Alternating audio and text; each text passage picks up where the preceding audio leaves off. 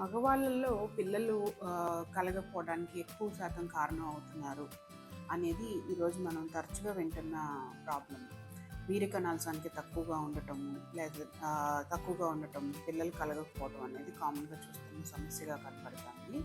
అయితే ఎందుకు ఈ ప్రాబ్లమ్ ఎక్కువ కనిపిస్తుంది అని అంటే, మెయిన్గా మనం చెప్పాల్సింది లైఫ్ స్టైల్ బాగా మనది ప్రాబ్లం వచ్చేసిందండి. ఏంటంటే ఎక్కువ సెడెంటరీ లైఫ్ స్టైల్, ఎక్కువ శాతం మనం కూర్చుని ఉండే జాబ్స్ చేయటము, ఎక్కువ తిరగకపోవటము, తర్వాత ఎక్సర్సైజ్ అనేది అసలు బేసిక్గా అలవాటు లేకపోవడం లాగా అయిపోయింది. అండ్ దాంతోపాటు ఏంటంటే మనం తీసుకునే ఫుడ్ అంతా అడల్టరేటెడ్ ఫుడ్ అయిపోయింది. తర్వాత ఎరువులేసి పండించిన ఫుడ్స్ అవటం వలన ఈ వీర్యకణాల సంఖ్య అబ్బాయిల్లో చాలా తక్కువగా ఉండటం గమనిస్తున్నాం. దీంతోపాటు ఏంటంటే చాలా అర్లీగానే బీపీలు, షుగర్లు రావటం, లేదా థైరాయిడ్స్ రావడము, వీటికి మందులు వేసుకుంటూ ఉండటం, దీని మూలాన్ని కూడా వీర్యకణాల సంఖ్య తగ్గుతూ ఉంటుంది. ఇదే కాకుండా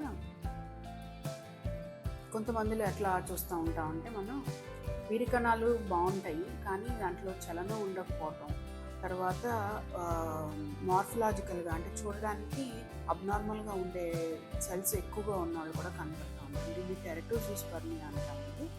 దీనికి కూడా ఎక్కువ కారణాలు ఏంటంటే ఓవర్గా పొల్యూషన్కి ఎక్స్పోజ్ అవ్వటం అండ్ మితిమీరిన స్ట్రెస్ తీసుకోవడం. అంటే వర్క్లో పరంగా కానివ్వండి, ఫ్యామిలీ పరంగా కానివ్వండి, అసలు ఒకసారి పిల్లలు లేరు అని అనగానే దానికి బాగా స్ట్రెస్కి గురయ్యి దీని మూలన కూడా ఎక్కువ శాతం అంటే అబ్నార్మల్ సెల్స్ అనేవి కనపడతాయి.